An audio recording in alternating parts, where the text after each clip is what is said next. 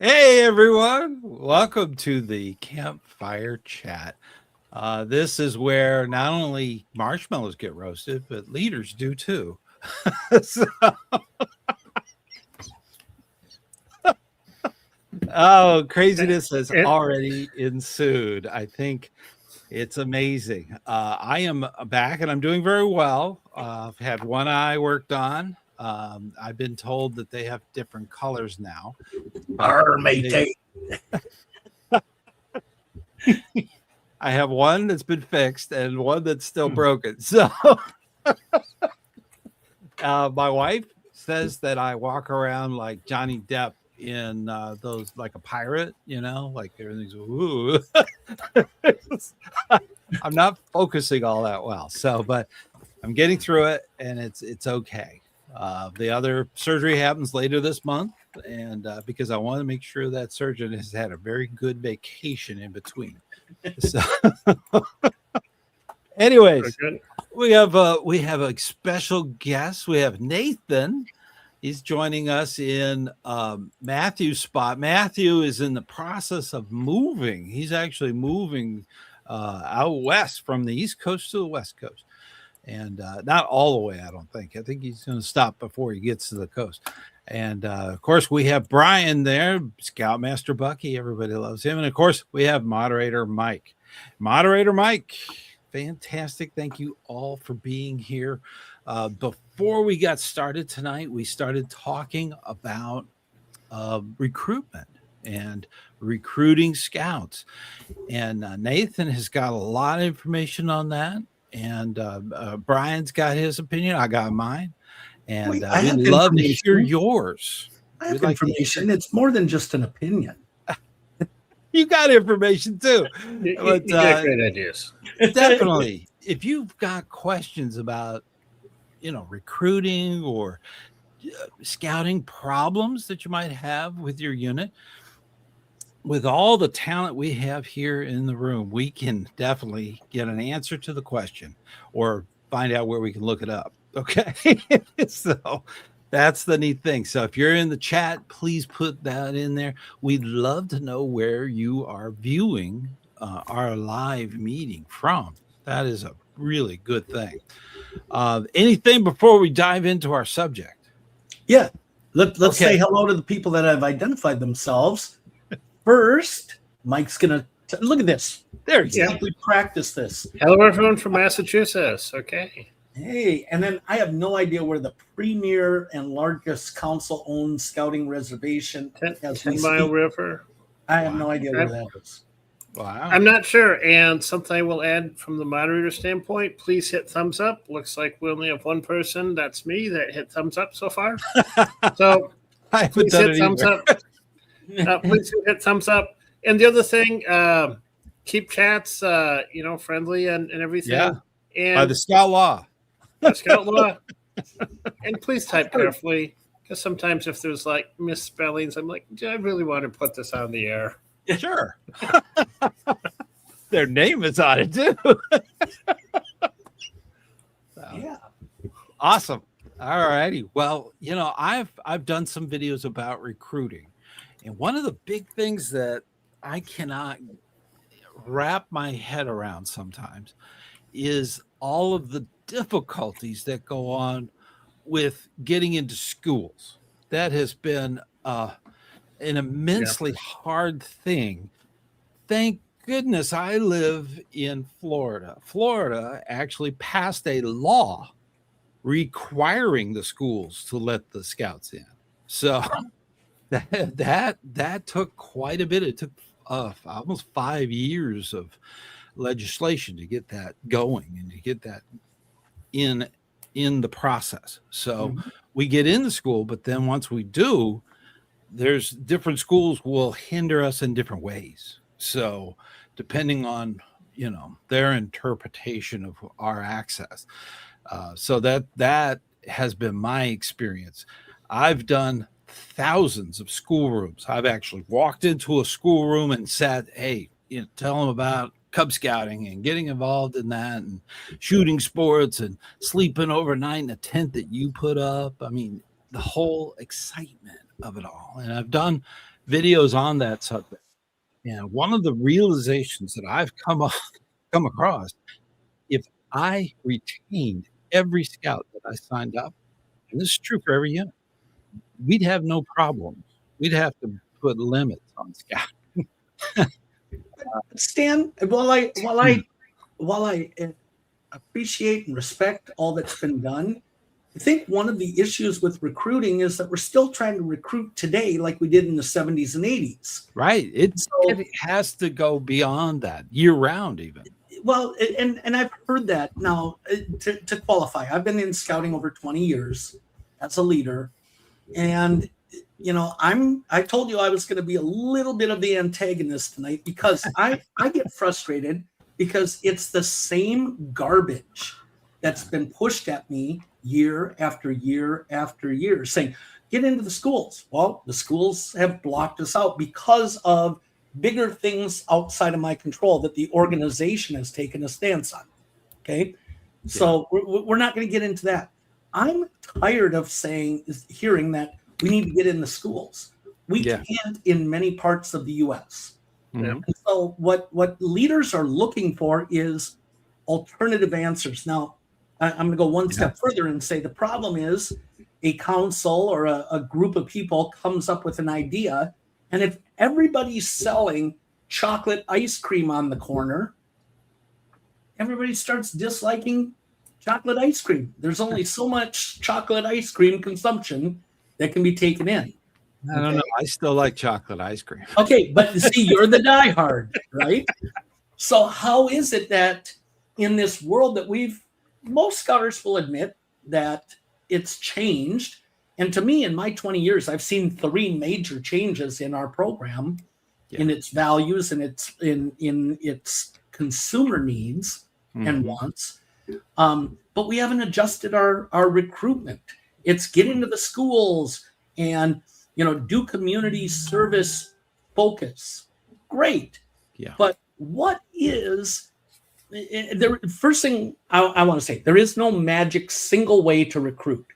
And I think that's what a lot of people are looking for is give me the magic wand so that I bring in 100 kids into my unit. I mean, it is a combination of things, but what are those combination of things? And how can I distinguish what I'm doing different from the units that I'm competing against for those kids? Yeah. I have a question. We have a question. Viewer wrote that Rhode Island almost passed a law like Florida has, allowing access to the schools for recruiting. And they did pass a new law that Eagle Scouts and Gold Award recipients from Girl Scouts are admitted to state colleges, which, great. That's good. That's really good. We also have Ohio passed a law requiring Scout access to schools, which is good. It says something when the legislature has to pass a law. You actually introduce a bill and debate it and go through all that stuff in every state. That's unusual because we're actually, scouting in general in the United States we are the youth organization that the Congress actually originally we have our congressional charter. Exactly. So that we lived up to that expectation. Have we lived up to that expectation? The charter was just it's a single pager, which is unusual for Congress, but it was done so long ago. It was very ambiguous, and it basically said that the scouting movement, and because of that, it can change. So we are a movement that changes over time. Yeah. So that's something that's there. So we are, but I just find it so amazing that in today's society, we have to almost forcibly make the schools want to give this additional opportunity to the youth that they're there. But why the back schools? To your point with just focusing on schools, there's more out there. There's a lot of organizations that deal with scout age children that would be a fantastic thing to kind of give them the opportunity to join a Cub Scouts or to join a troop or something of that nature. There's a lot of other opportunities out there. So back on that one. Nathan's got something. I can see it. We should pass it over. Sometimes you just got to go, hey. So to answer your question, Bucky, the reason why the schools have been a focus, and you have to go back to the early ages of scouting. 1930s, 1940s, somewhere around in there, when we came back from World War II, and we were doing a lot of country and community building. What would happen is a state or a community would say, we want to build a community in this spot. They would then say, okay, this is where the elementary school is going to be placed down. The city engineers, the people who would, decide how the civil engineering would go, would say, okay, this is what it looks like around this community. This is all the housing that's going to feed into that elementary school. And then at some point, some church community would step up and go, we want a church within so many blocks of the elementary school. Because of the congressional charter, there was a push for every elementary school to have a Cub Scout unit. And that's why you found that a lot of elementary schools were tied to a Cub Scout unit of some sort. As the people would feed into that, elementary school, it became a hub of knowledge and comfort and information back and forth. In the event of an emergency, where would you go? You would go to the elementary school. The church was supporting the elementary school. The elementary school was supporting the church. It was a lot of community building in that way. Since about, the 1940s, whenever that was, scouting has been keeping track of what works and what doesn't work. And one of the things that has worked, and you're right, all the way up until about the 1980s, doing a school talk for a district executive, or doing what some places call a buzz up. It's where you go into a school, you're allowed to go from classroom to classroom, and you do the mental game of, okay, everybody, this is going to be really exciting. Everybody, all right, put on your backpacks. All right, we're going to go for a hike. Ready? Here we go down there. What do you see? Tell me all about it. That kind of a thing. When we do that, every time a district executive or every time a commissioner can go in and do a buzz up or a school talk, you get about 20 kids from that school. Yeah. I'm going to say it again, 20 kids from that school. You can do that about once a year, because it's returns, doing it 2 or 3 times a year, you don't get as many kids, but doing it once a year, that's what you get, about 20 kids. Yeah. And that's new kids. That's a lot per school. Per school. So, and then if you look, when you've got 300 elementary schools in your area, that's a lot of kids. That then feeds all of those kids into your troops, and it's a pipeline. What has happened is a lot of the elementary schools have said, we don't want you to go in classroom to classroom. We're already limited on the amount of teaching time that we have. How about instead you do a lunchtime talk, or you do a class, not a classroom, PE, like a auditorium talk.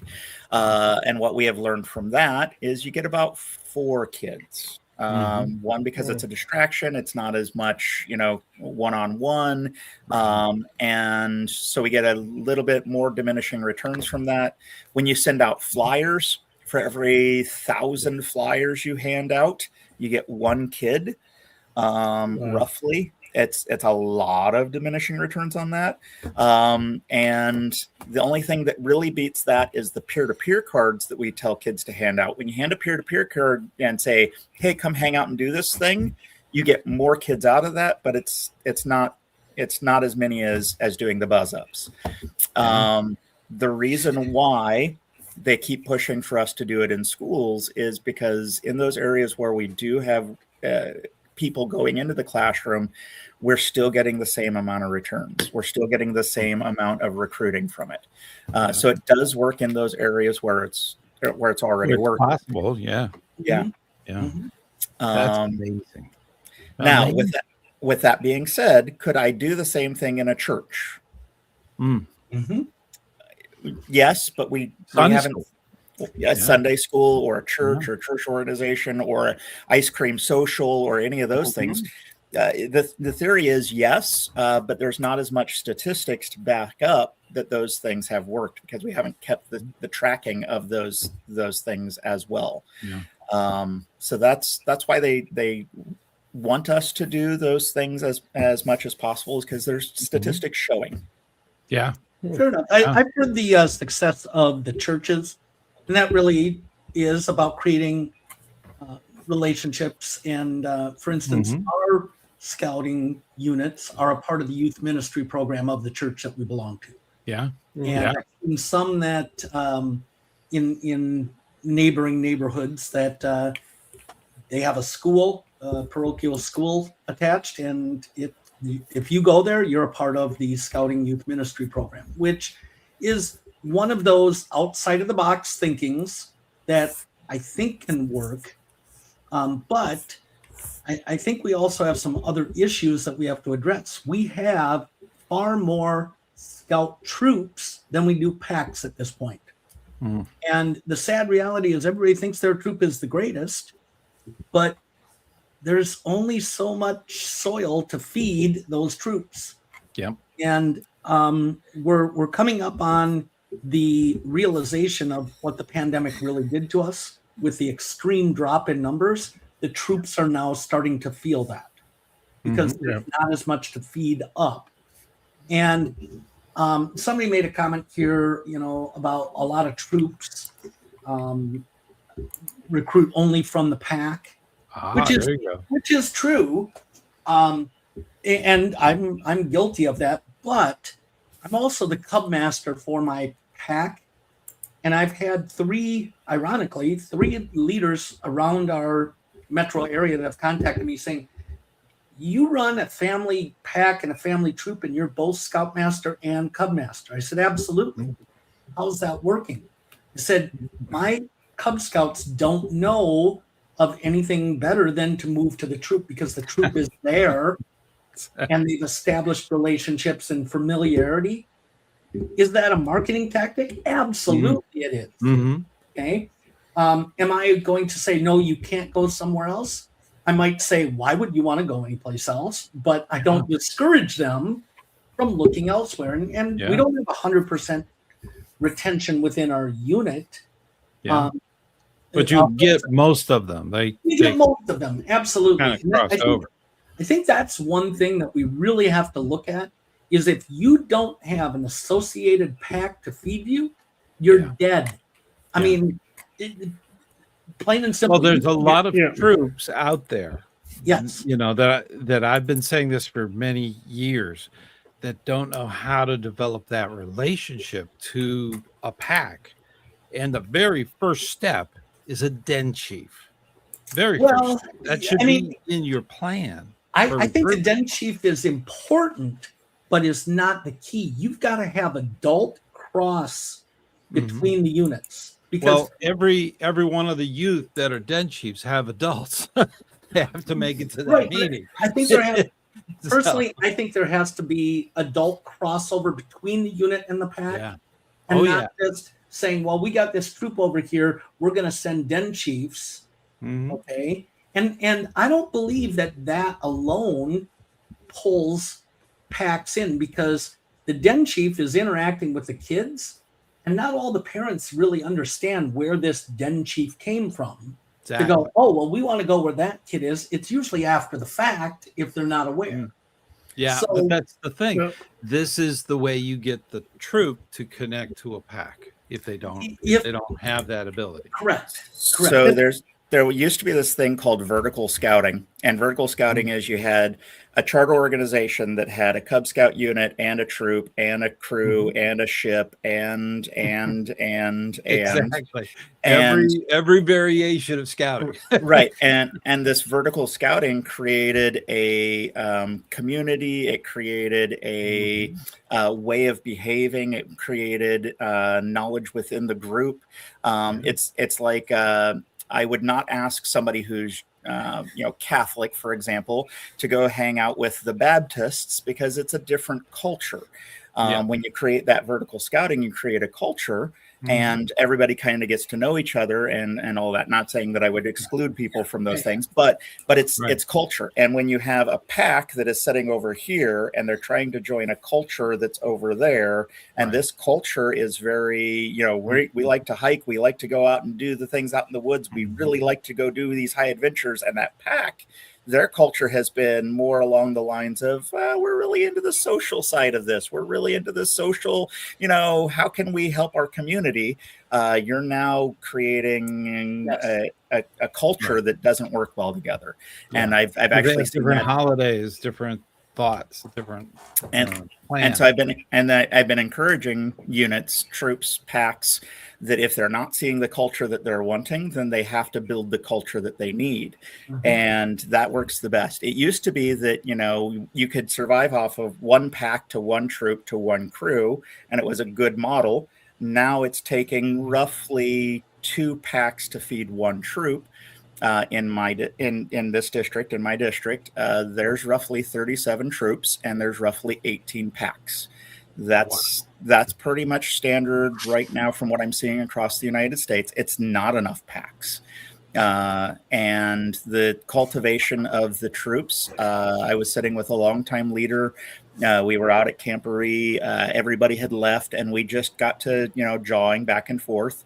And as I was explaining the things that I was seeing from the 10-mile, view down on what we were looking at, and he was saying, I didn't realize that's what's going on. There's an entire area of our district that is hollowed out with 18 packs.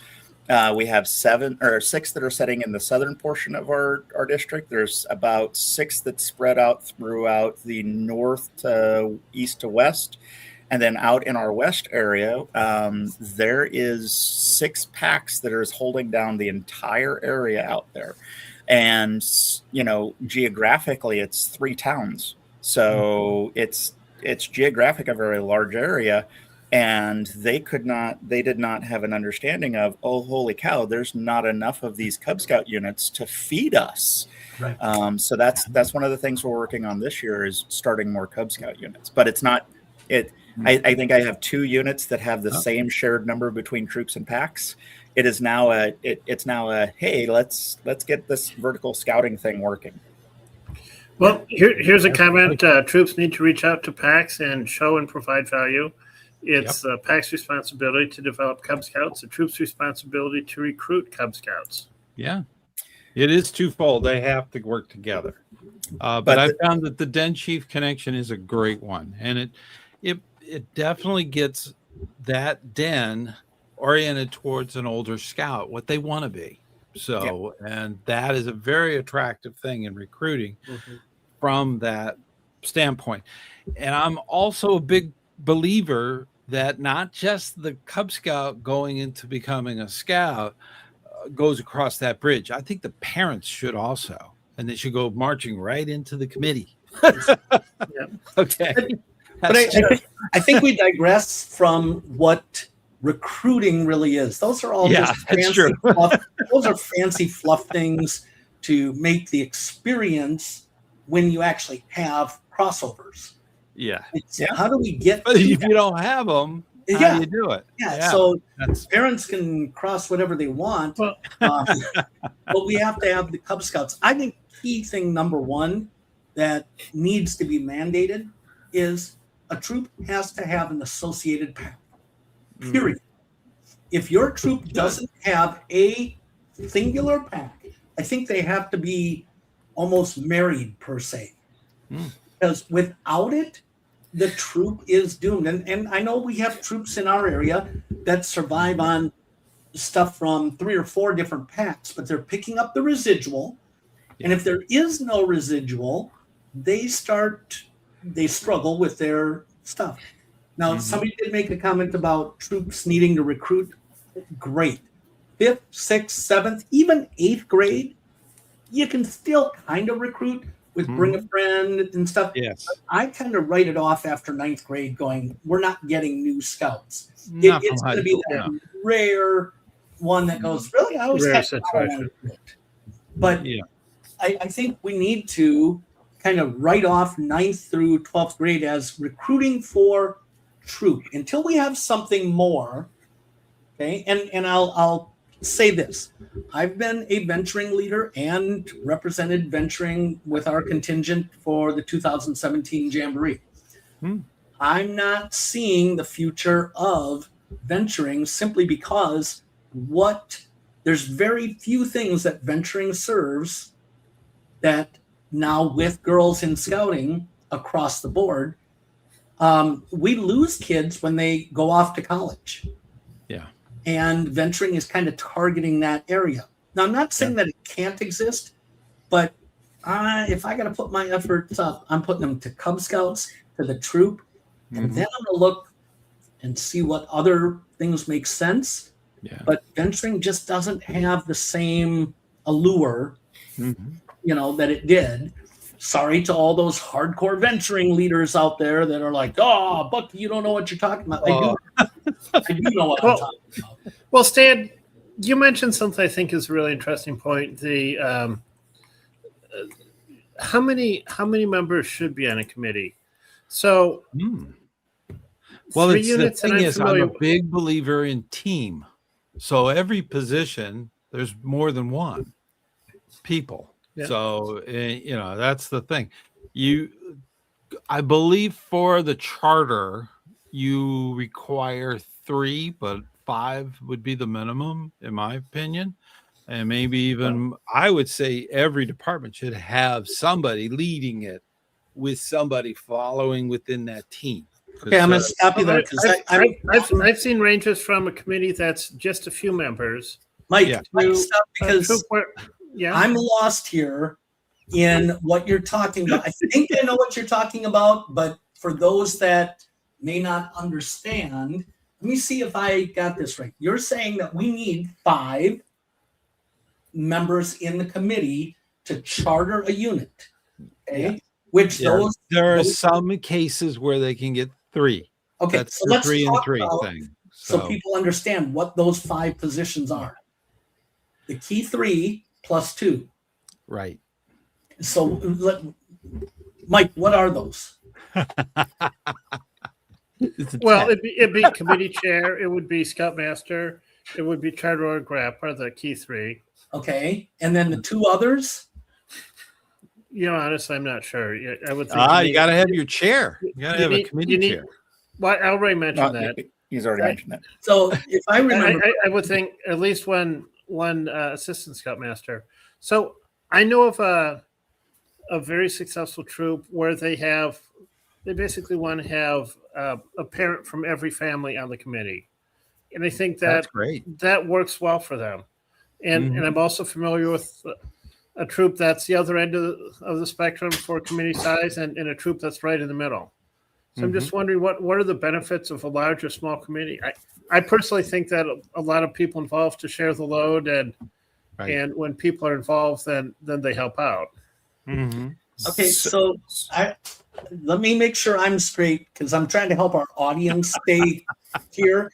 Everybody's trying to throw in their opinion and story and stuff. So we need to have 5 minimum registered based on the unit. Yeah, for the charter. For the charter. Okay, so in all cases, we need a charter org rep, we need a unit leader, and we need a committee chair. Now, those are the key 3. Those are the key 3, but we still need 2 more in many cases. So, like with Cub Scouts, we need a den leader. Good idea. But they're not part of the committee. They're part of the scout facing. Well, okay, but we're talking about what's required for chartering or leadership. Chartering, yes. Okay. And what's the fifth one, Nathan? So that's it. It depends on how the committee wants to set it up. I recommend a finance chair just because you're going to have somebody who signs those paychecks, and it should not be your committee chair, and it should not be your charter. So finance is the one I would recommend. The other one I would recommend is a program chair. Just so that you have your program moving the right direction. But some people choose membership. Some people choose camping. Advancement. I mean, it really depends on what the group wants to run. And going back to that, I am a big fan of the 5 is the minimum, but each one of them should have a group of people that are working with them, just in case at some point they say, I can no longer do this because I have a 3-year-old, or I can no longer do this because of illness, or I am really fed up and burnt out because of work. That way somebody else can step in and know where the bodies are at, and know where the money is laying, or hidden or buried, or whatever you guys do with your money, and know where we're at in the scouting season. Because, we have your trajectory of what a scouting season looks like, you're in scouting. And if you don't know what the next season is, you'd be like a farmer stepping onto, a plot of land and going, oh, wait, there's this ground that's been tilled. What's the next step? And if you don't know, then there's no way you can get your crop in. So, Bucky, you mentioned those 5 positions. Correct me if I'm wrong, but I think of those 5 positions, only one is considered to be scout facing, only the unit leader. Is that correct? No, actually, the committee chair is required to have YPTs. So is the charter organ. Well, I think all registered adults are required to have it. But at least in our unit, the ones that they consider scout facing, it's I think it's only unit leader and assistant unit leader. At least when I do the adult leader report. Yeah. Even though they all have safeguarding youth training. Right. In our unit, our committee chair is at every meeting. And so I would consider our committee chair to be, youth facing. And I take the approach with my units that anyone who's registered is going to be youth facing, because we're in this to serve the youth. Yep. And you know what? This is my pet peeve. I think we have way too many people that are involved in scouting that aren't serving youth. They're serving their own personal adult fantasies. So true. You want to call it that. You know what? We need commissioners. We need administrators. But we have so many people that we're afraid to say thank you, but no thank you. We need people that are willing to work with Lucky, you have so many pet peeves. You could have pet peeves. I do. I mean, well, I call them pet peeves only because I don't have a better word for it. But they're I can think of words. they're I'm being scout-like, so I'm not gonna do that. No. Hey, I call a pickle, right? Yeah, that's true. Yeah. That's true, and that we appreciate that about you. So well, you do, but not a lot of people do. So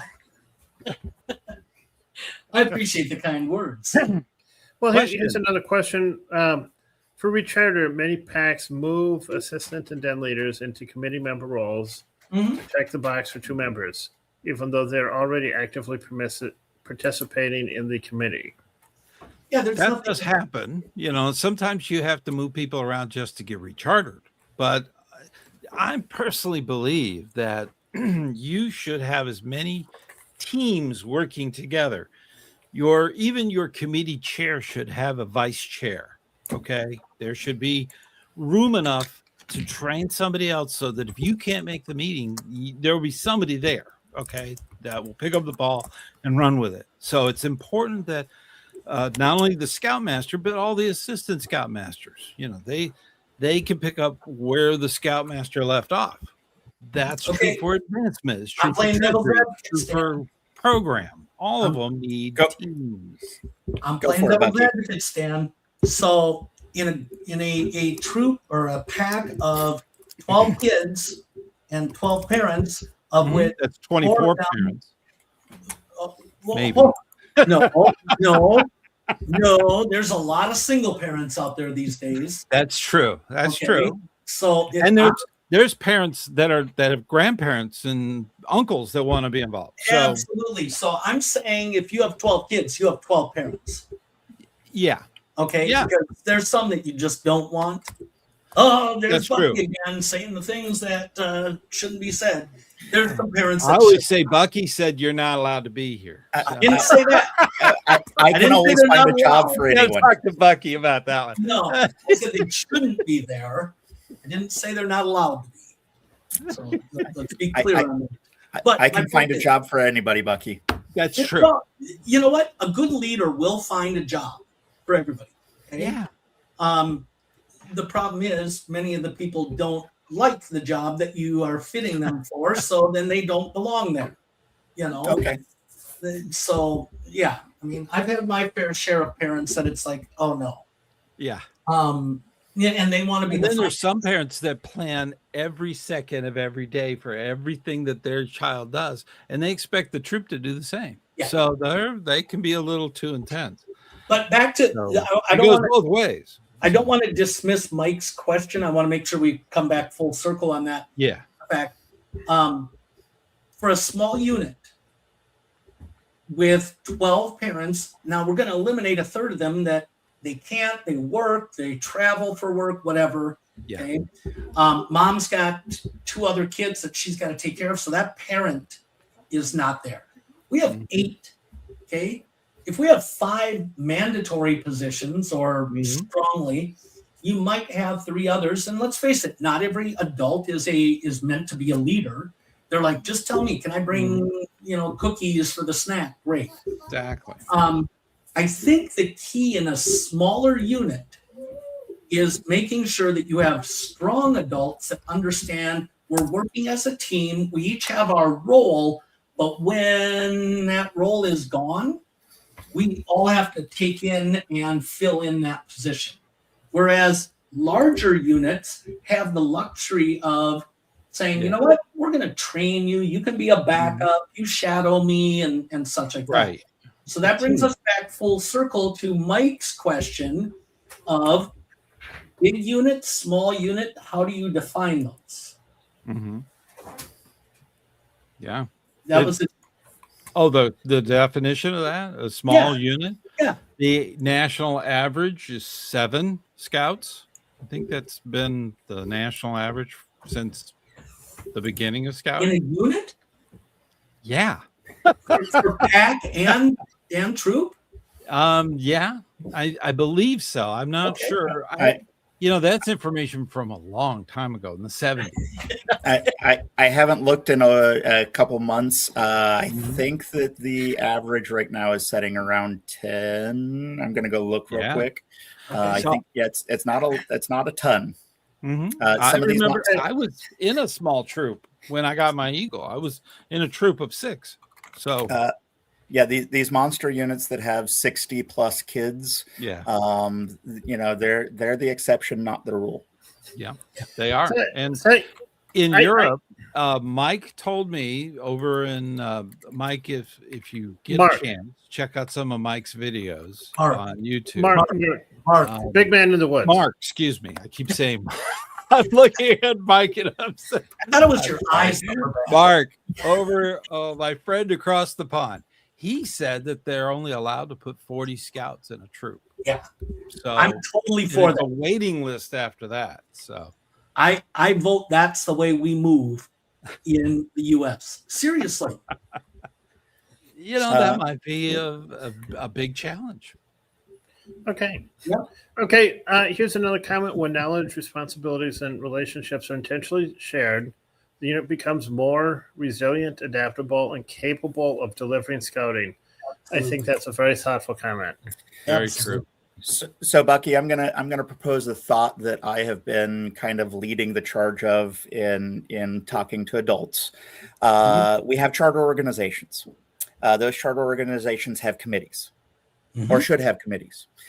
We have packs that have committees. We have troops that have committees, and we have a district that typically also has a committee. I don't need to have 70 committees. Correct. I can share committees amongst certain organizations. Mm-hmm. And I should see that those are shared amongst each other. We can have a committee if you have vertical scouting again, and you have a charter organization. That charter organization can have a committee that is the same as the troop and the pack. They can all meet on the same night. They don't have to have 6 nights that they all meet on. Yeah. They can all be the same night. More meetings. It's only one meeting at that point. And they can, and the pack and troop just separate out. Yeah. Well, and so then the pack and the troop can also, I mean, think about the things that you can do with the same committee.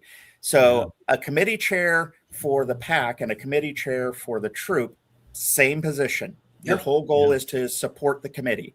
The finance chair is the one where it's a little different, and I highly recommend people to have 2 separate finance chairs, one for the pack, one for the troop. Why? Because then as money's coming in for each one, we're not stepping on each other's toes. Correct.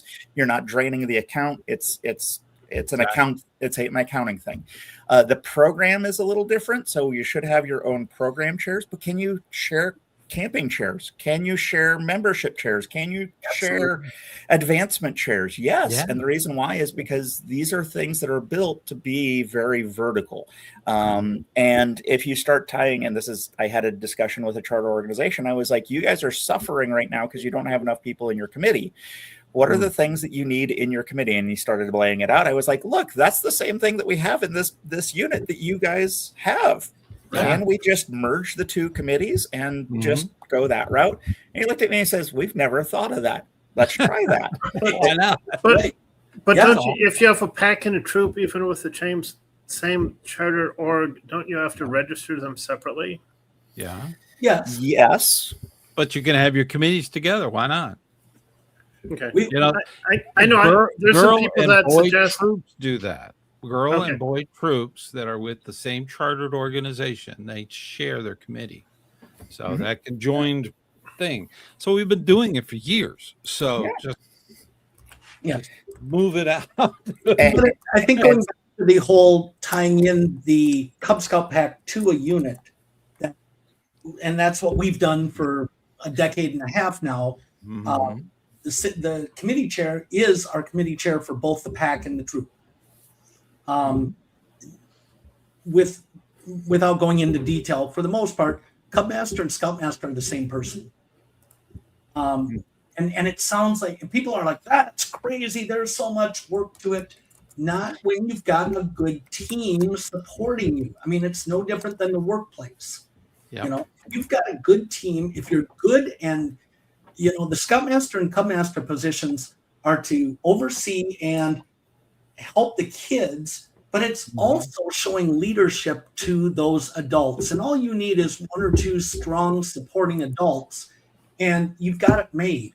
So it is not impossible. And here's my argument. When you talk about recruiting, okay, we don't guarantee that Scouts and Cub Scouts cross over into the older Scout program. We actually have a loss in that area. Yeah. We reduced our numbers simply by having the same Cub Master and Scout Master, so the kids and the families are graduating into something that they're familiar with. The trust is there, as opposed to going to this whole group of, oh yeah, I remember Johnny's dad from 2 years ago, and we've heard stories. I mean, it's creating a large family.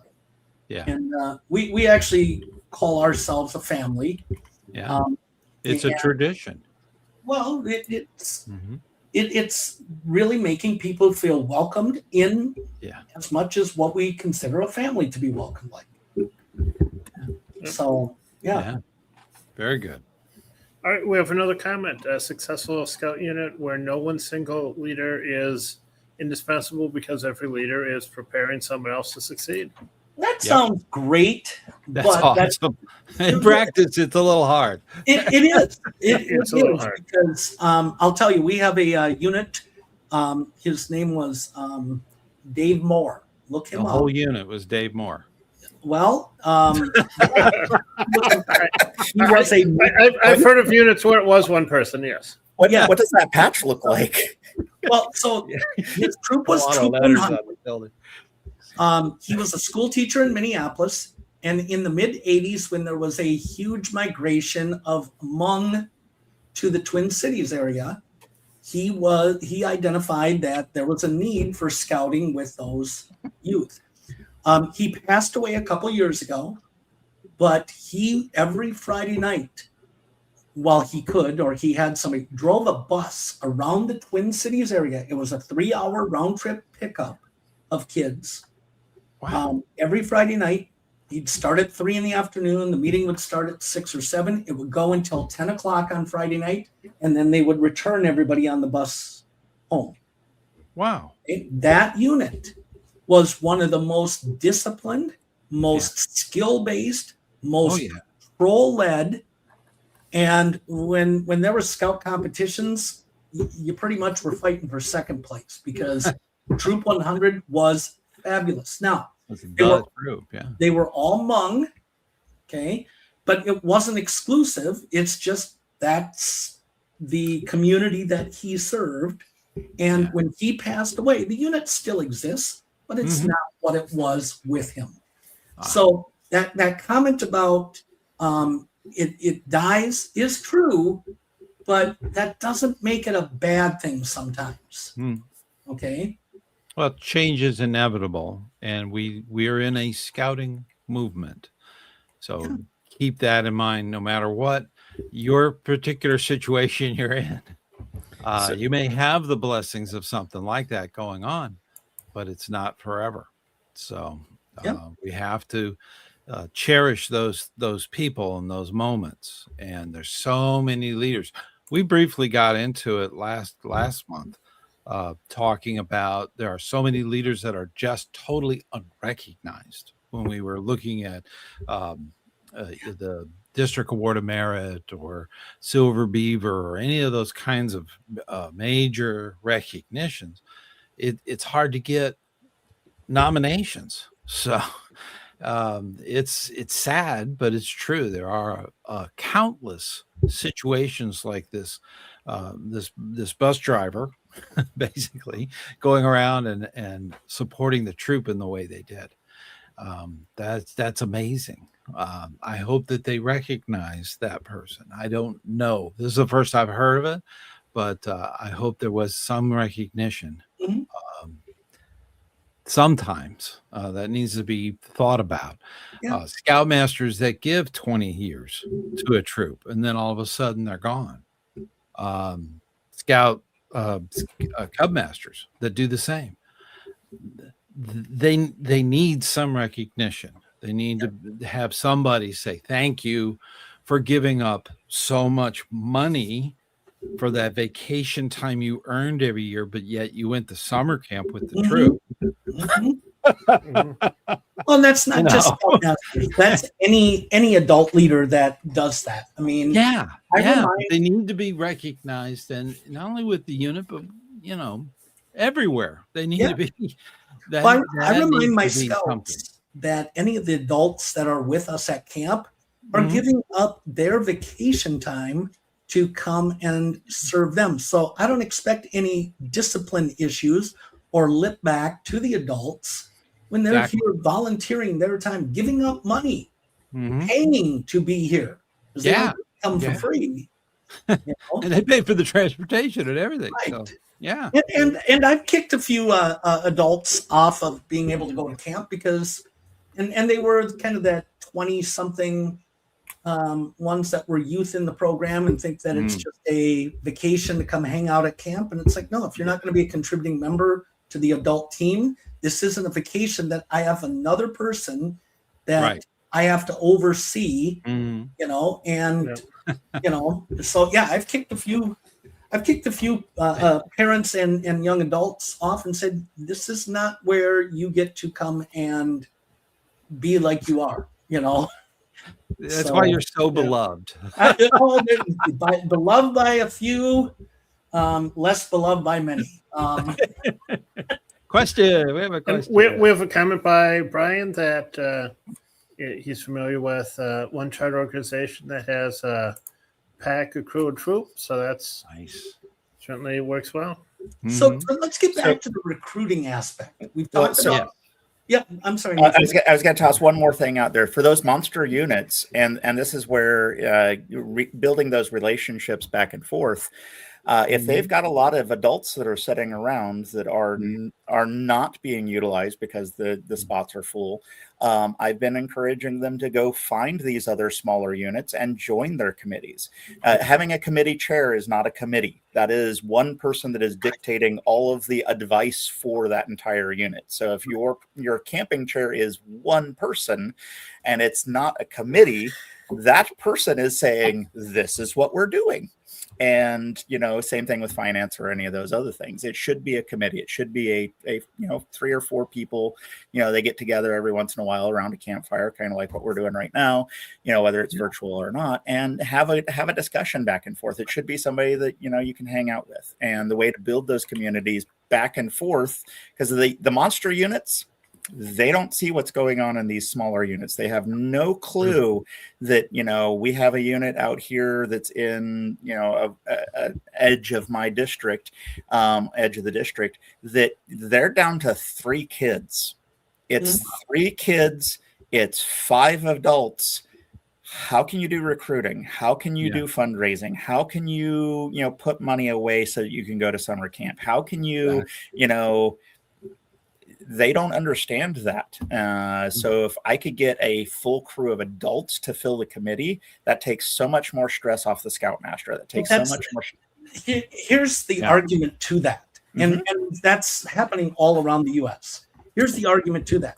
The big super units, how they become that big is they've gone after these small struggling units, embedded themselves in it, and then pulled them in, some willingly, some less willingly.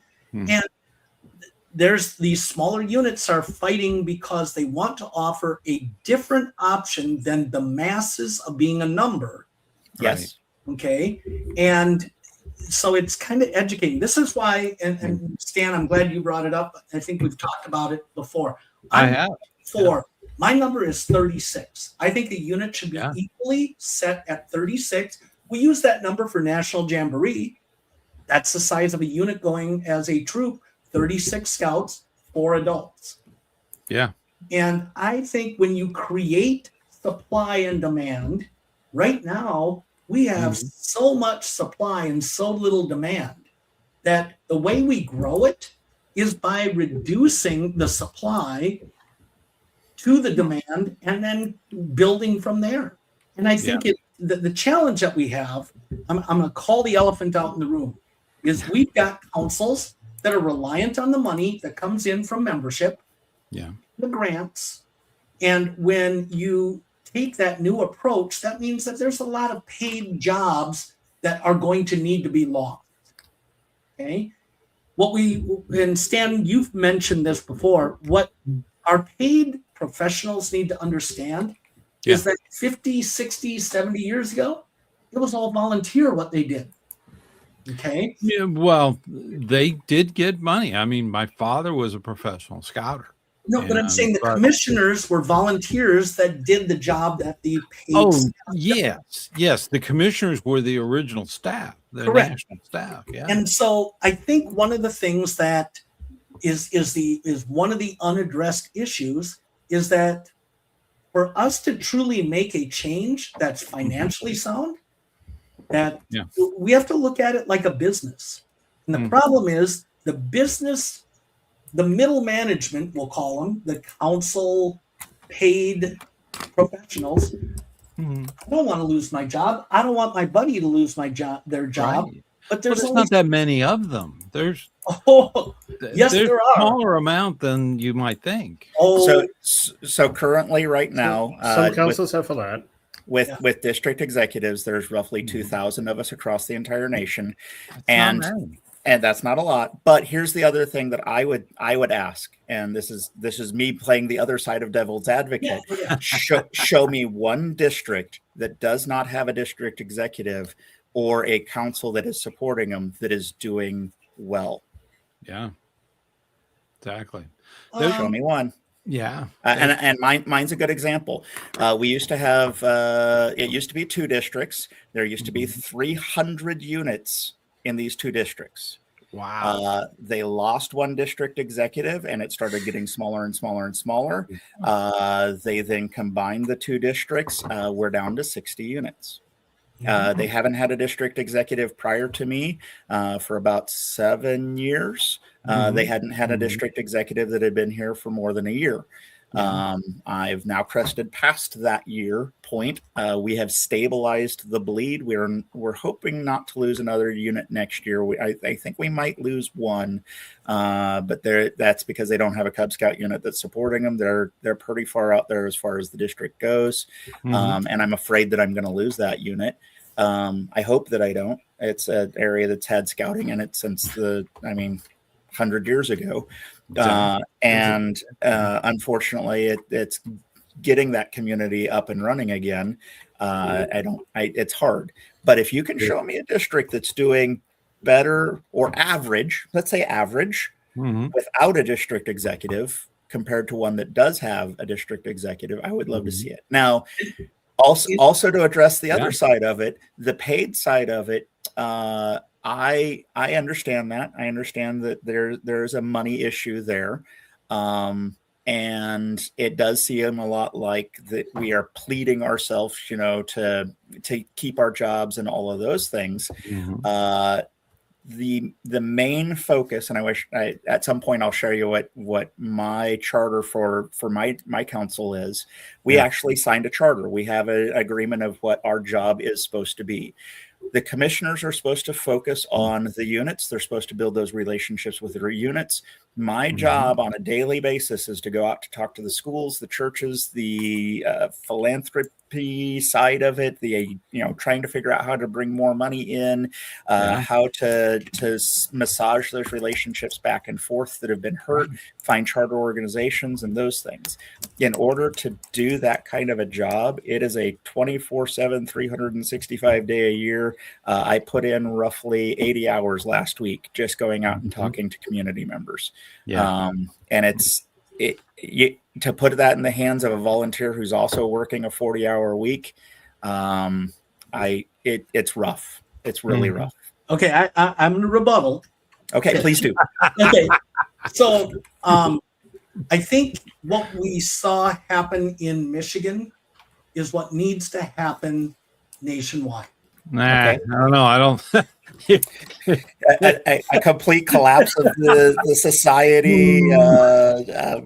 What part of? Because I came from Michigan. Okay. I lived in Flint one time.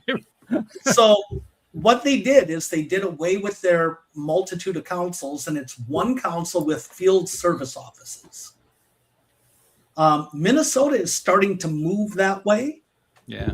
Reluctantly, because the central council is not set up to handle it yet, but they're slowly building that. And I think, like the comment that just was put up, I totally agree that the DEs are the most important and the most paid. I come from a council that has multiple layers of excess on top. And we're not talking about small salaries there either. I'd rather see some of those salaries go to support 2 or 3 DEs that are in the trenches. Right. Okay. Now, again, I'm speaking from a very narrow experience level within the same council, but talking with other people and stuff outside around the U.S. I know our council is very unique in the way they do things. But I think that we've got too much that's interfering from the professional side that is holding us back in growing this organization. I think we need to have a major revamp on top of that. Now, with regards to the volunteers, I can tell you, I get really frustrated when my DE is telling me I need to go out and do membership. I need to submit an annual plan. I need to go out and sell popcorn. I need to go out and promote this.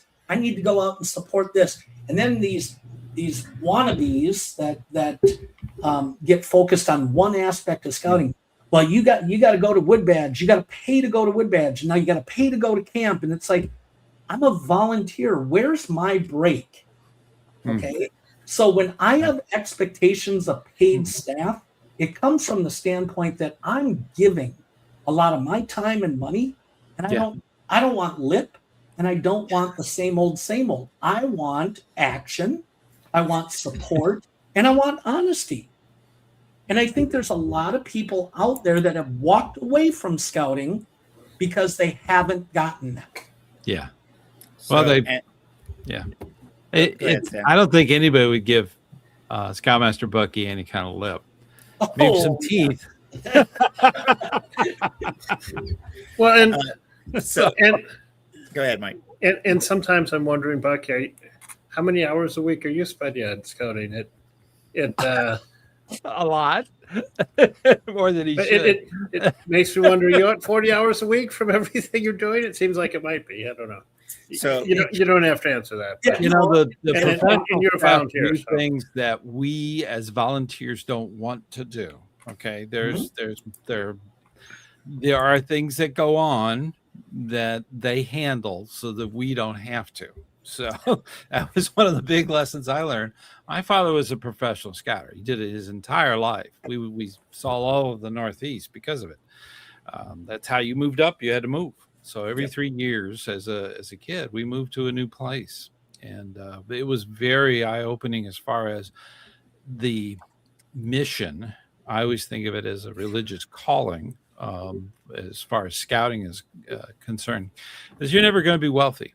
You're never going to be, you're never going to have as much money as Trump, okay? Being a scouter, all right? It is a calling, and in that we're blessed with professionals that get into it for the calling, giving back to the community, giving back to America, building that scout unit, building that scout, one at a time. That's been my slogan for a while. That's the beautiful thing. We do have people that donate their time, and we have people who work for the scouts. They are very small amounts. Only, was it 2,000? You said 2,000? Was it? That's DEs. That's DEs. So that's a small amount. But if you have if you're troubled by your council or your district, you need to be in there at the meetings and stuff and start talking to people. So the way you change a culture, the way that you change the things that affect you. For example, if you had a homeowners association that was telling you have to cut your grass at a certain time of every year, every month, the way you change that is you get involved with that community, that homeowners association. I hate to say you use the word usurp, but you usurp their authority, and then you change the rules along we call the it way. Bucky. We get in. You bucky it. So I want to extend an apology because at no point should your district executive be telling you to do things. They should be working for you. They are your employee. The way that I approach it with my community is I am your concierge 365 days a year. If you've got something that you want me to do, let's figure out how I can do that for you. If you want me to do the recruiting for you, great. If I'm going to do that, then you have to take some other things off of my plate. So this last committee meeting that I have, so I have no committee chair and I have no committee. I have no district executive or district commissioner right now. I'm the district executive, but we don't have those. So this last committee meeting, I said, hey, I have a charter that I work with my council. This is the things that they tell me that I must do. These are the things that they have required me to do. And these are the things that they have told me I should not be doing. I think as a district, we should step forward as a community, and you can tell me what it is that you think you should be doing, and you just tell me what it is, and that way I know where your boundary is and where my boundary is. And if you tell me as a group that you're never going to do recruiting, guess whose responsibility that is? Mine. It falls on my shoulders because those are things that I am required to do. So I apologize that your district executive has come to you or your council has come to you and told you they need. Yeah. That is not wordage that they should be using. They should be asking you instead, hey, Scoutmaster Bucky, are you planning on doing a fall recruiting? And if you say no, okay, well, let me know what school you're working with, and I will see what I can do to help you. One of the things that our council has decided to do is the boss that was above me, the area supervisor, they have removed that person from the area supervision position, and instead they're going to put them into a recruiting position. Their whole job is recruiting. That's their whole job. It is a senior DE that has done this time and time and time again. I think they have 15 years of experience. The council then came out and said, we are going to cut this amount of money free, and we are going to hire part-time seasonal workers. Those part-time seasonal workers, their job is going to be recruiting. Right. We are not playing around with that anymore. Yeah. Their job is going to be when I come to a pack, for example, Scoutmaster Bucky, your pack is are you guys going to be doing a fall recruiting? You say, yes, this is the fall recruiting plan that we have. I say, great. I put it into my spreadsheet. I then turn to that community, that group, and I say, Bucky is going, he's told me that he has a spot at the school for a kindergarten roundup. Yep. And then they say, okay, great. They then reach back out to you. They say, these are the things that we're bringing. This is how we're going to do it. And it's like an automatic committee shows up, 10 people or whatever it's going to be. They do the entire recruiting event for you. All you have to do is stand back, help support in any way that you can. But it's to take the stress off of your shoulders and make this a fun thing. Yep. We've learned that scouting for adults has become less and less fun. And it shouldn't be that way. It should be fun. Sure. The horrific joke that we always tell each other is, it's only an hour a week. It's only an hour a week. Come be my finance recruiting going on. Come be my finance chair. It's only an hour a week. Well, when you're doing it by yourself, it's like 30 hours a week. But if you build a committee around it or a group of people around it, then you can start dividing it up. And I can instead say, hey, Stan, we've got this thing coming up. Can you go get Oreo cookies? Hey, Mike, can you set the tables for me? Hey, Bucky, can you get flowers, and I'll do the rest of it. Right. And see, now it's become an hour a week. Is that per scout? Well, that's where we should be getting the scouts involved. Also, it's one of the things that I've talked about with my district is we always talk about how the scouts should have a voice. The scouts should have a thing that they tell us what way they want. We keep saying we want to be doing recruiting as adults. Do the kids want to recruit? Is this a thing they want to do? If it's a yes, then they should be planning these recruiting things. They know how would they recruit themselves? Yeah. I don't need to reinvent the wheel. Their stories are way better than mine. So Nathan, I have to compliment you in the fact that my experience has not been to work with forward-thinking DEs like yourself. Thank you. Right? And you know what? I hope somebody from my council is watching and they can badmouth me more. They already do, but again, I call a pickle a pickle. We need more people that are focused on and committed to the betterment of scouting in our ranks, not just protecting the paycheck. And I will tell that to most of our staff at our council. Some of the actions are very, very hard to argue that you're not doing this because you're protecting your paycheck. There's a lot of work that goes in on both sides. And when there's a mutual respect, which I can tell that your volunteers, myself, if I were in there included, by the way that you talk, you think, and you communicate, creates that mutual respect. And that's what I think I've lost in our council. And I think a number of people I talk to in our council feel that same way, that there's a very big disconnect between the volunteers and the paid staff, we'll call them. Yeah.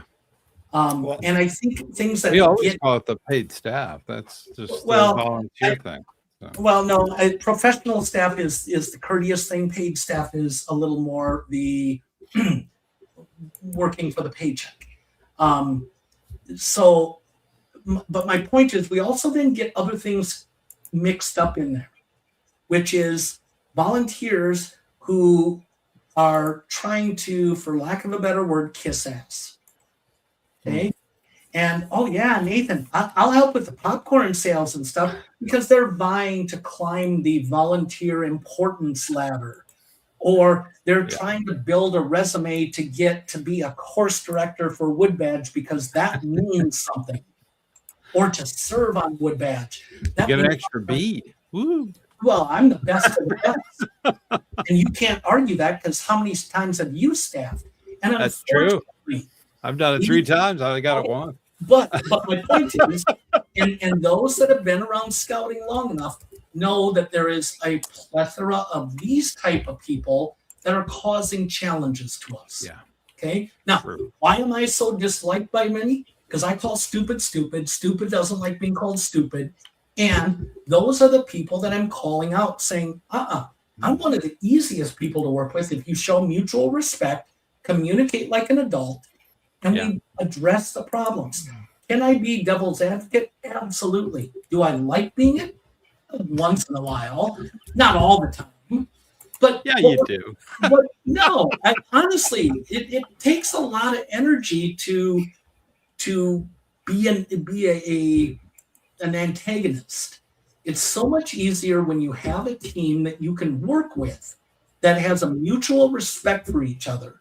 Yeah. And I think that's where our success in recruiting is going to come about, when we stop having this sense of competition between units, when we actually live by, I'm promoting the scouting program, not my unit.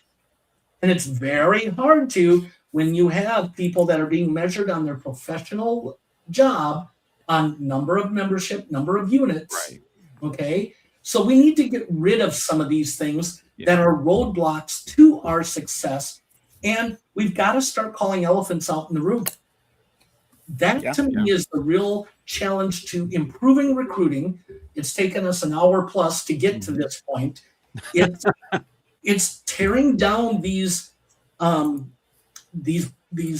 blockades that we have from thinking that it's always got to be schools. And I appreciate your numbers, Nathan. I appreciate that but it's not available everywhere in the U.S. So true. Not true. Okay. Well, there's reasons for that. They want to put a good light on it, and I'm very pro scouting. I'm very into this, and I think we all are. Yes. But the thing is, we focus so much on recruiting, when if you could retain what you have, you don't have to recruit that many to just stay at the same level. So retention, in the way I'm thinking that the professional staff should be thinking, is not this continuous up. Even the stock market doesn't do that. Just up all the time, not sustainable. So we need to think about retention more than anything else. We have to acknowledge that we have lost. Okay. And there's a lot out there competing with scouting. But here's the thing. So Brian on Scouting used to promote the number of merit badges earned and how many for each one. The pandemic hit, and it's no doubt that we had a significant drop-off in membership. But our top organizations stopped putting those numbers out to hide the actual bleeding that we have. Well, okay. And I would really like to see that again. I would love to see those numbers. It'd be great to see them, but the people that do use those numbers for negative things does not promote scouting. Okay, so anything that turns negative, we should stop doing? I disagree. No, I'm saying that it's just not data that's useful for promotion. Let's put it that way. Okay. So I like to look at it in a positive light. I don't need to know that Bugling Merit Badge only had 8 recipients. You're breaking the first point of the Scout Law. To me, that's not trustworthy. To me, it's not necessarily going against trustworthy. It's promoting trustworthiness. The reason for not putting those numbers out is because we don't want to promote negativity. Then are we being trustworthy in sharing our numbers and being open? There's enough negativity. You want more. You want us to go, oh, it's terrible, it's awful, it's over. I don't think that that's trustworthy in a way that is being honest to America and America's youth. Okay, I want to be honest to them. I want to say, hey, this is your greatest opportunity. So why not reveal the numbers? Is a wonderful thing to round out education. Okay, that's what I'm thinking. Having these numbers and saying, oh, it's crashing, it's dying, it's dead, blah, blah, blah. I'm not there. I'm not going to do that. I want to promote it in a good way. I think we've gone too far in protecting the less than desirable. And you can put it out there if you want. I don't have a problem with that. I'm not trying to pull the wool over somebody's eyes. I'm just not going to pull the wool over their eyes and light them on fire. Okay. I think it's important that the information is there. That's fine. We need to drumbeat that death of everything that I just don't like. It's something that it's not part of what the reality of it is. It is our best hope for our American youth is scouting, in my opinion.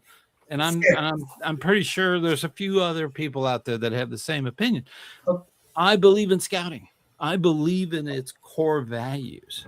Okay, so we go back to what started this.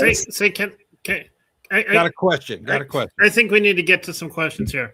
So when professionals and volunteers listen and respect one another and work towards a common mission, they create the best possible experience for youth. And conflict doesn't serve a productive purpose. Yeah. I think I'll go with that. That's the way I see it, is that we need to be more positive about it, you know. Well, but being positive without being educated, without being honest, is not a good thing.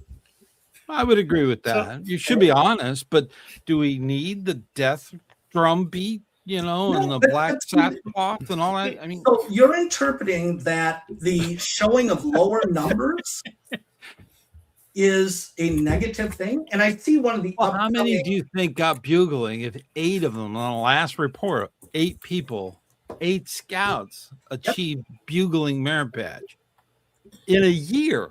Yeah, nationally. That's pretty low. Yeah. Okay. And I'm pretty sure it's like 2 this year. Okay. Yeah. But we don't know the numbers. Okay. So, and I'm also reacting to a comment that's coming up, which really kind of irritates me because, well, here's the thing. Okay. If we only focus on the positive, then we're painting a rhetoric that is false. Okay. I'm not perfect. I'll be the first one. I'm not saying we should ignore it. I think we should. We have to acknowledge our failures. Acknowledge it. Move on. There's so many better things. You know, for instance, one thing that I'd really like to see, I'll go back on camera here. I really would like to see numbers of the number of each merit badge that are earned.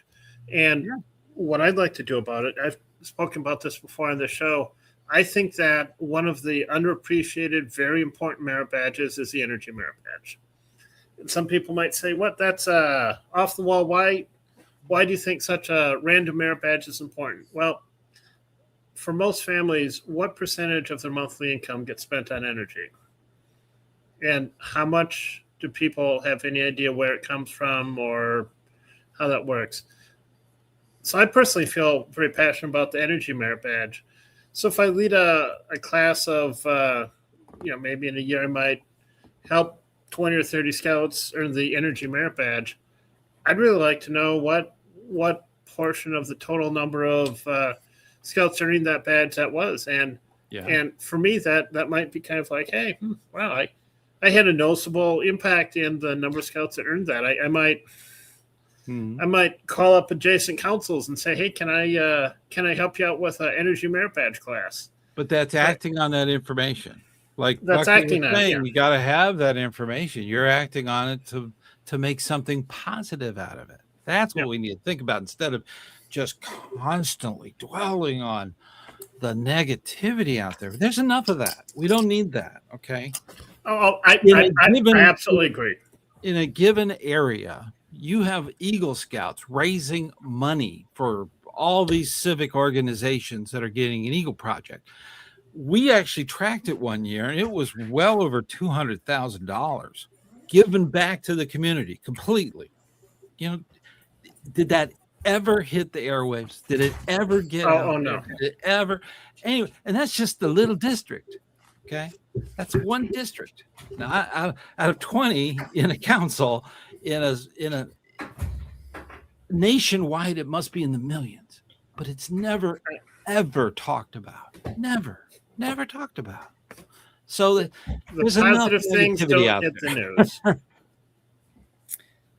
Bucky, the good things don't hit the news. That's unfortunate. It doesn't sell papers, so that's the whole thing. No, I mean that's the challenge. The challenge that I have, and I'm reading the comments here. Great. Let's all get along, and isn't this wonderful? The problem is we have jerks in our organization. Yeah. We have people that are doing things that don't follow the Scout Oath law. And when people like myself call it out, well, they should. Well, Bucky, how's that being kind? It isn't. It's being honest. It's holding accountability. And I personally am tired of the people that naively defend those people that are doing wrong by saying we need to be more positive and we need to assume everybody's doing a good thing. If they're doing something wrong, that falls into the safe guidelines. Okay. It falls into that. Okay. At that point, there is all of that is mooted. They're out. Okay. But that's the thing. We need to be focusing on some positive. But there has to be accountability for when they do it wrong. Yes, there needs to be accountability. And that's where we're lacking in our scouting organization right now is accountability.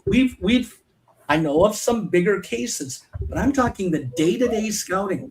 We've lost so many volunteers, and this is another aspect of recruiting and retention that we don't talk about.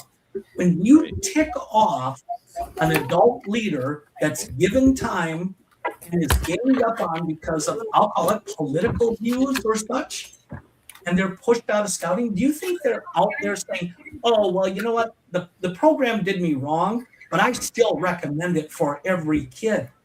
That's where we're losing, is that the adults in scouting, at least in my area, are very cliquey. And I have seen groups of people get pushed out because of that clickiness that could be of value to our scouting program and help it grow. Instead, I look at it as we're losing twice as many as we would have gained if we would have found a way to work with them. That's where my passion comes. That's where. We have a question. Hang on. Yeah, I'm all right.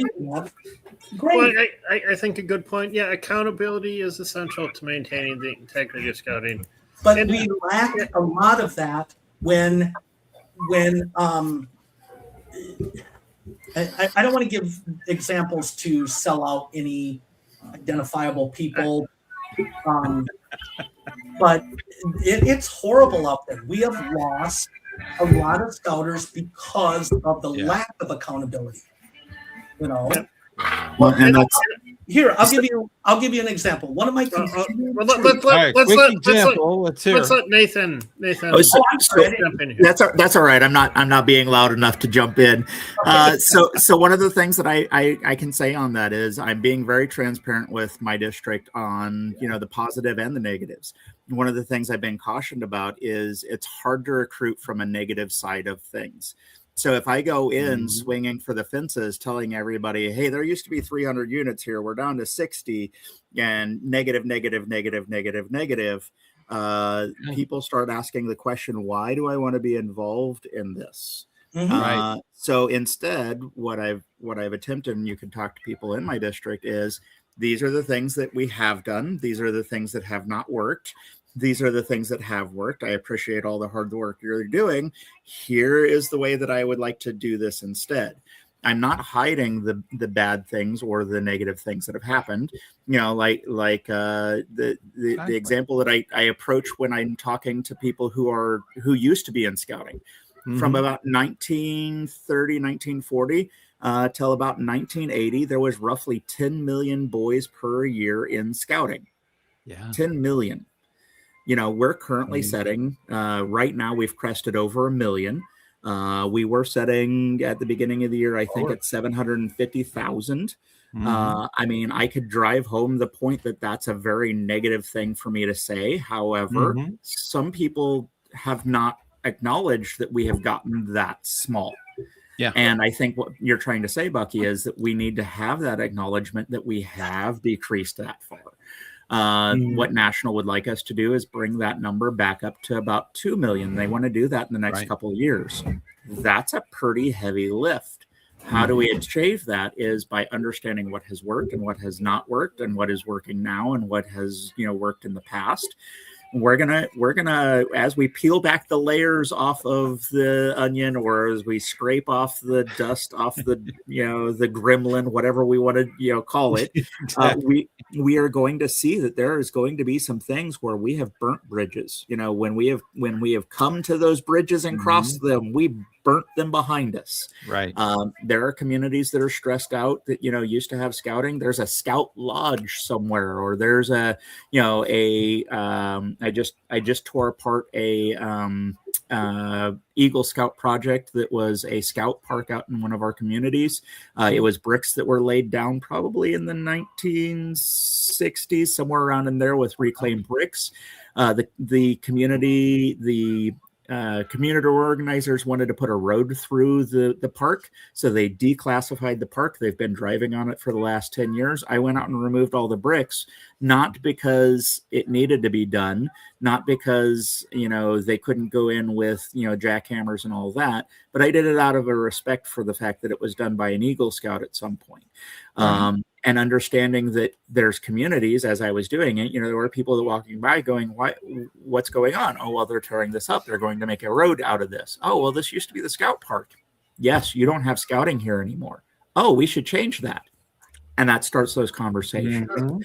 So the honest side of that, you know, a scout is trustworthy, is acknowledging, yes, we have a history, we have a past, we have, you know, we can look at pieces of property.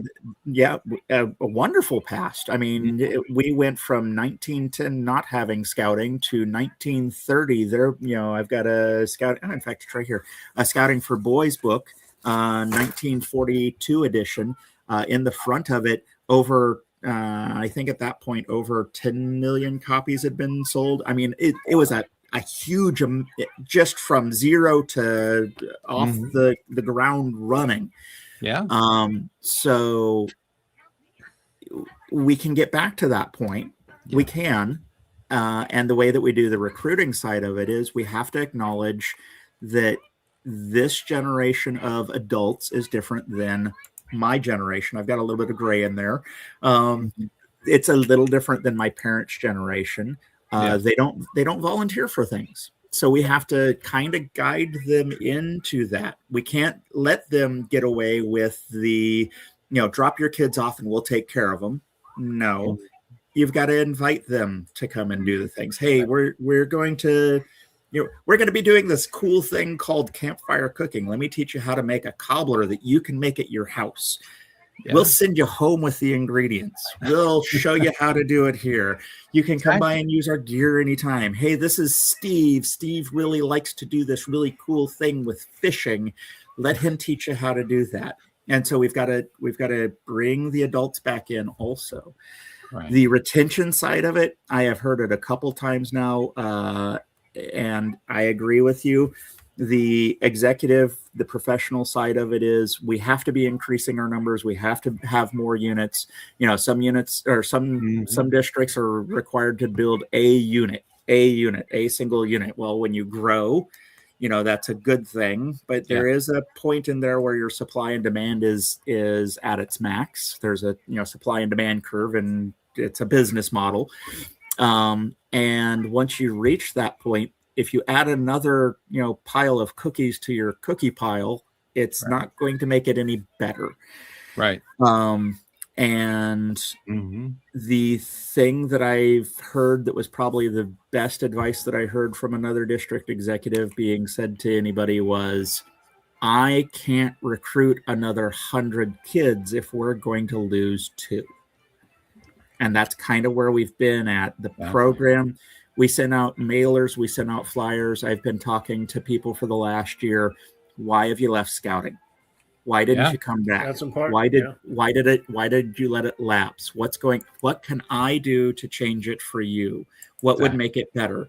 And the thing that I keep getting told is, and we can equate it to a couple different words, but I'm going to use their words. The program sucks. It's boring.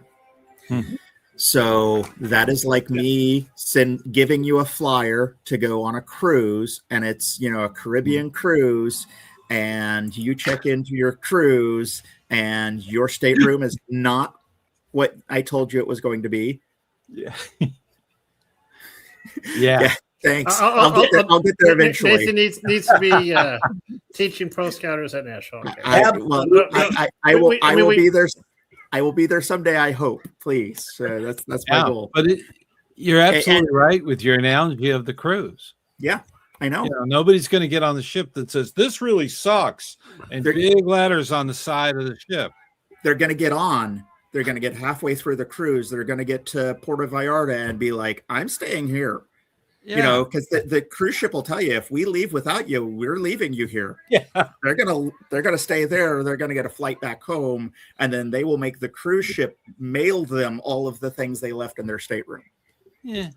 I think Nathan, you summed it up correctly in the fact that where my passion with when Stan's saying we have to be positive and stuff. Yeah, we have to acknowledge our failures. Yeah. To me, it establishes credibility and integrity in being able to then say, all right, now we're going to do this. And that's where the positive has a stronger sense of meaning when you say, look, we made our mistakes, accountability. And we're not. But everybody on the planet has harped about it for days. So why go there again? Just say for months, for years at the beginning. Harped about what? All the negative. I don't need.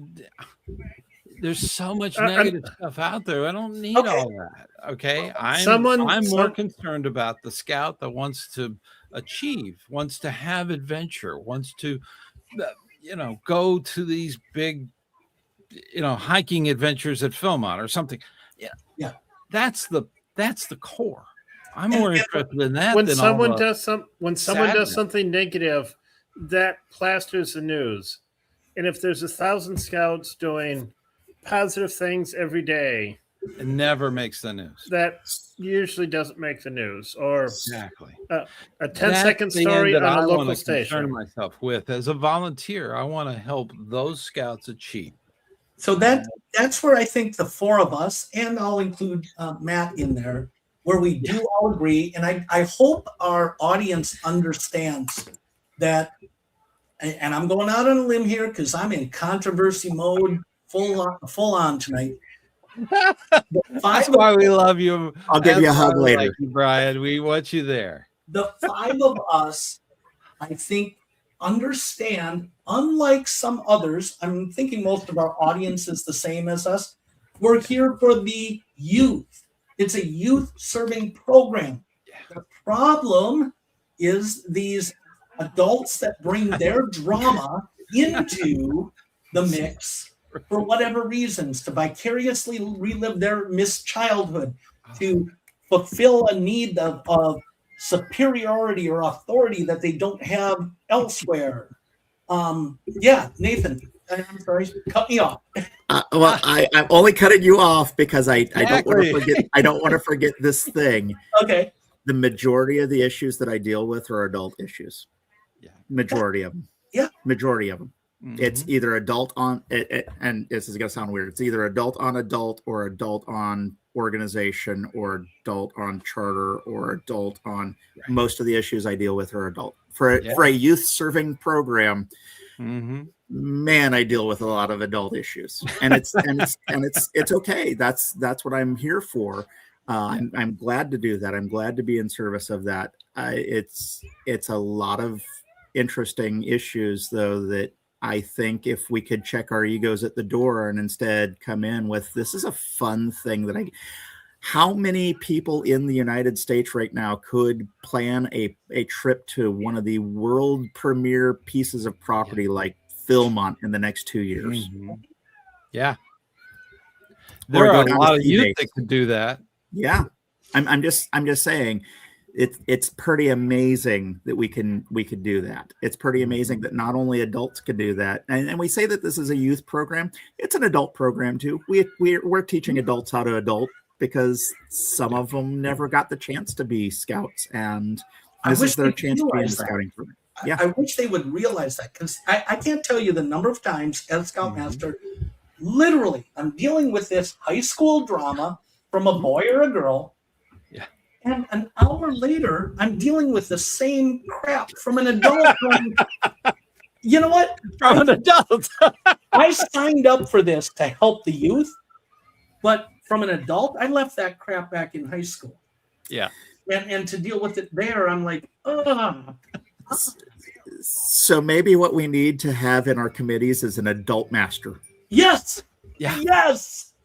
So we harp on the idea of patrol method.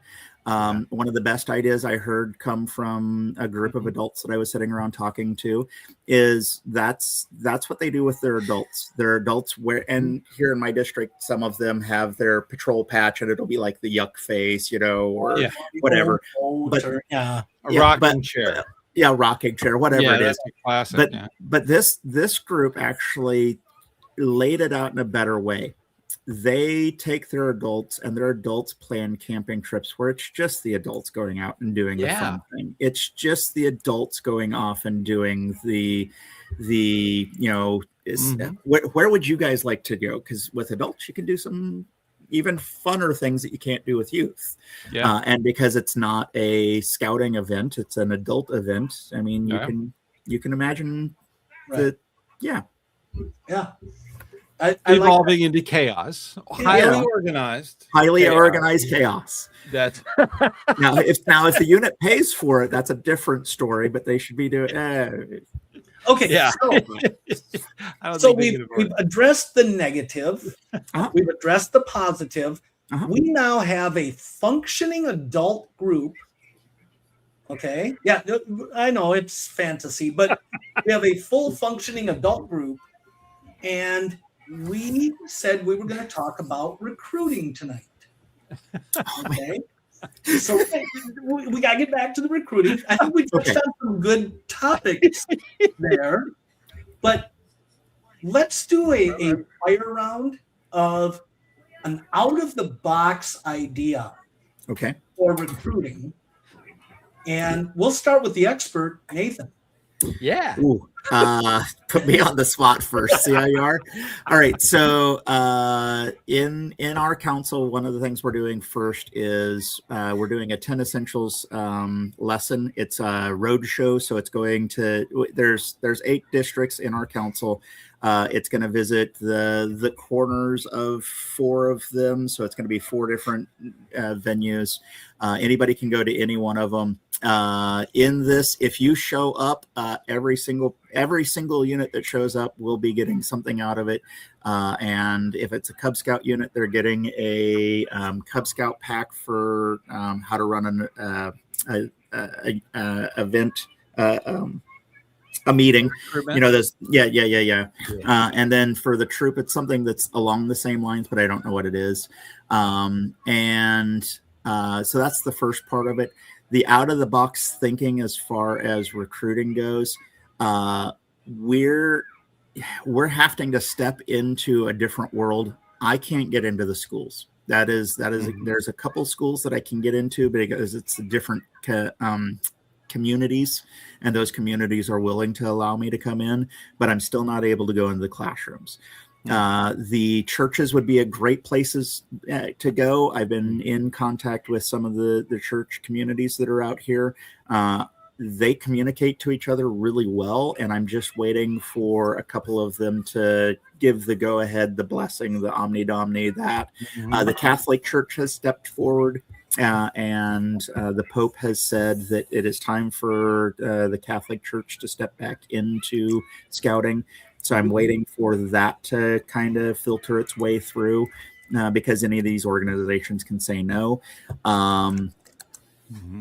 There is a preparedness event that's coming up that we've been invited to. I've kind of put that on the council's lap to say, how do we want to run this? The preparedness community wants us. So CERT, which is Community Emergency Response, is putting it on, and they want us as scouts to kind of showcase what we do. People have kind of forgotten what we do, as far as, we used to be the emergency prepared. You used to have a community that you were in charge of. You used to, the school, again, going back to my model earlier, the elementary school was your community hub. In the event there was an emergency, everybody went there. The scouts were already knowledgeable and know how to get everybody into the community, funneled that direction. And now we're kind of stepping back into that role again. I'm working with the ham radio community that's here, and I'm trying to get a Explorer post or a crew up and running with ham radio, so that we can start filtering that through the units. The thing that I have said, and I come from small town, middle America, Missouri. I graduated with roughly 13 other people in my graduating class. And fun. Well, I think there was, if I remember right, there was 4 girls. So, I mean, that was in my graduating class. Yeah.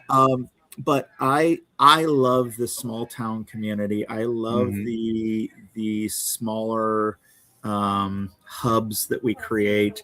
And I've asked myself, what does it look like for me to invite a community?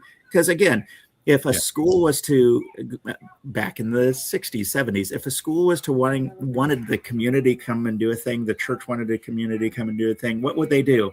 They would have a barbecue. They would have an ice cream social. They would have some sort of a thing where people would just show up. And it needs to be as free as possible. And it needs to be fun. It needs to showcase what we do as scouting. Nathan, I'm going to cut you off because cutting you off. That's exactly what we're doing this year. I cut y'all off. Yeah, exactly. Mike could just hit buttons. Cut everybody out. Exactly what you just said. So I think this is a genius idea. Yeah. I'm sure the audience will comment, good or bad. I don't care. This year, Halloween falls on Saturday. Yeah. A lot of parents spend a lot of money for costumes to be worn once, maybe twice. We're giving them an option on the Friday before Halloween. We are throwing a Halloween dance party. It's going to have little stations. We're going to invite troops to come and hand out candy, like a trunk or treat in a way.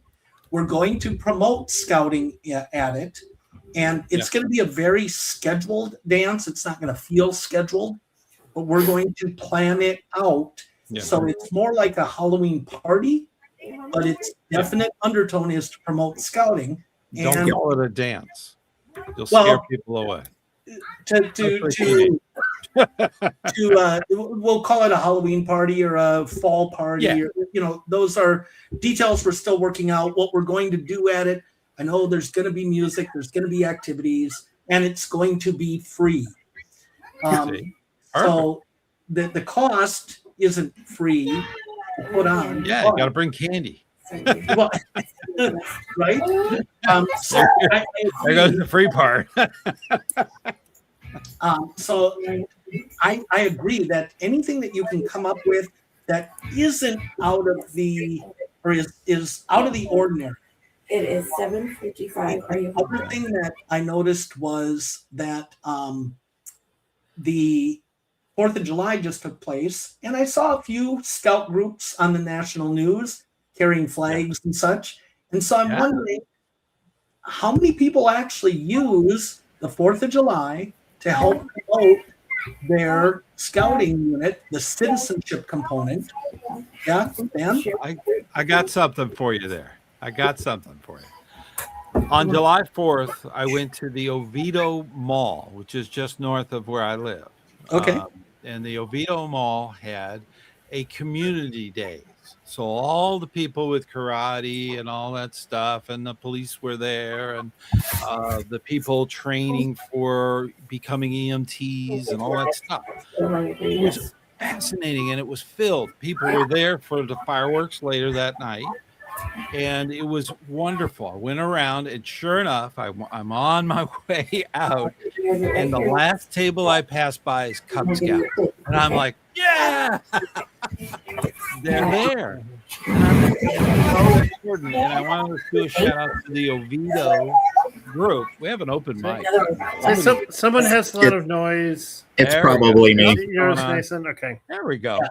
That was Nathan. Hey, being a dad ain't easy, right? It isn't. It's hard. It's loud. Well, all right, but I saw them, and I want to do a shout out for Oviedo 831, Pack 831. They also have a girl and a boy troop. They have a crew.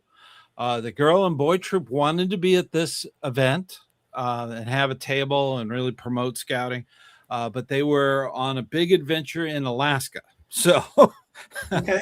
they were doing that with the crew that they are starting to develop, but they're bringing it out of the girls and boys that want to be involved in that. So that's kind of the thing that the Oviedo group was doing, and that's where you promote. He had applications. Yeah.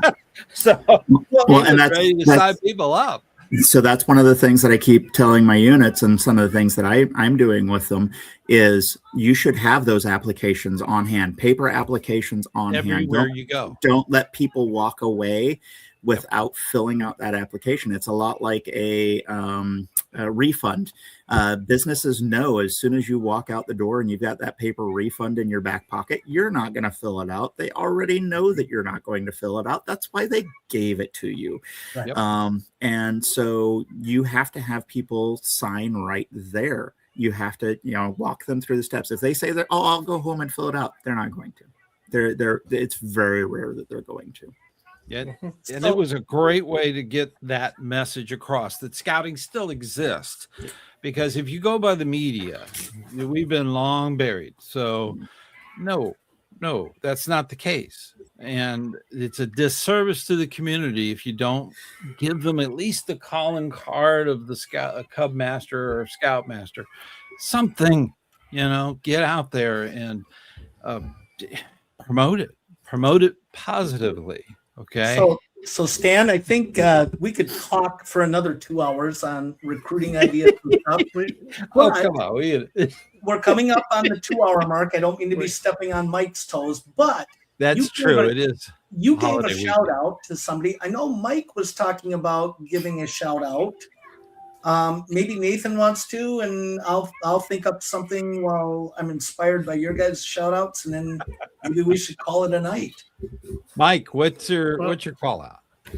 Well, there's a scoutmaster that I know that had a troop at summer camp this past week, and one of her scouts ended up with a broken bone and going to the hospital. So wow. She knows who she is, and her son does, and wish them well. But I just want to point out, be careful out there. Keep an eagle eye on what the scouts are doing, because safety is a key thing. And And if someone gets a broken bone, that's no good. So, well, safety is job one, and we have a lot of scouts that are at summer camp or day camp. I mean, safety is paramount, and that scout will never forget that trip.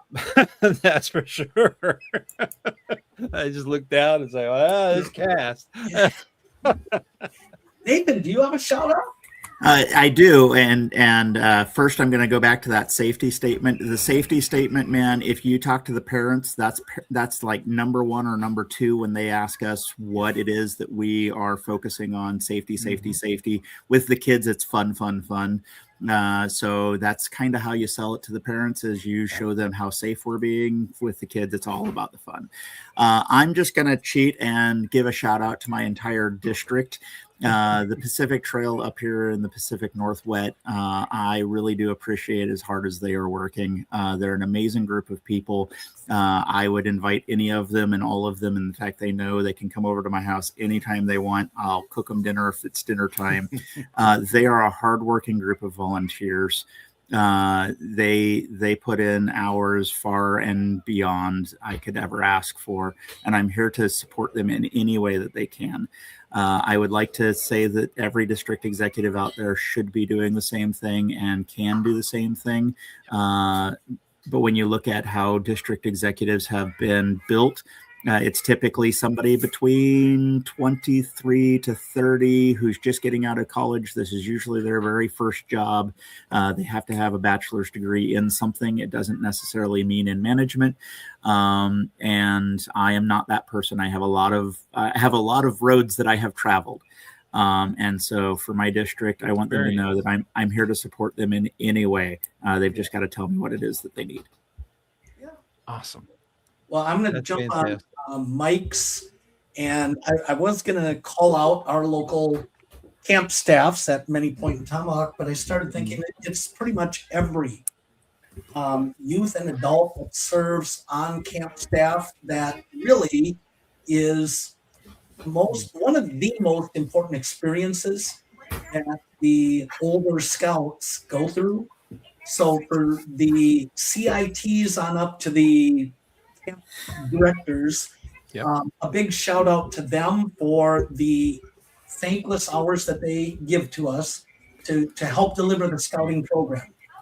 And to you guys, I know it's kind of cliche and cheeky, but I think you guys all deserve a shout out. Even Matt, who's sloughing tonight, deserves a shout out, because you know what?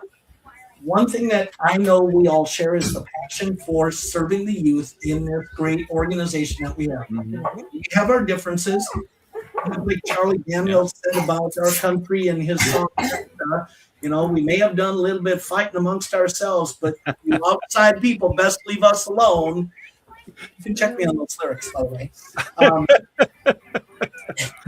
I think that in the end, the majority are in scouting for the right reasons, delivering the program as it's meant to be, with the passion, with the intent that it was. Unfortunately, I seem to attract more of the negatives. More than my share. Like paper, right? Like right. But in the end, I could do a whole show myself on the great stories of the youth that come back at 30 years old saying, if it wasn't for this incident or that, I wouldn't be the person that I am. And you have to remember that we may think it's just another weekend camping trip or just another scout meeting. That one moment can be a defining moment in those youth's lives and be very lasting. So for that, despite my wonderful performance tonight, I thank everyone in scouting, and I sincerely mean that. Well, I am truly blessed to have, all of the crew here with all your talent and stuff. And then Matthew did a videos on the library, the National Library. Yes. He also did a video about going to the archive, which I think would be great trip if you're in the DC area. So those were his two recent videos. Brian, he's our talent as far as music. He has a Merit Badge series that's going on, and they are, I would say, hypnotic. The lyrics are really good. And obviously it's done, I think, through AI or something's doing the music and the singing, but it's really good. So definitely check out just his for clarification, it's a little bit of AI. I do use AI voices, okay. but the music is a little bit mix of real and AI. The lyrics It's very good. Yeah. If you didn't say it was AI, you wouldn't know. So it's that good. I mean, it's really, really good, and it's fantastic. You need to check it out. Check out their channel. So that's my plug for them, and making sure that they get recognized as they should, because this is a collaborative thing.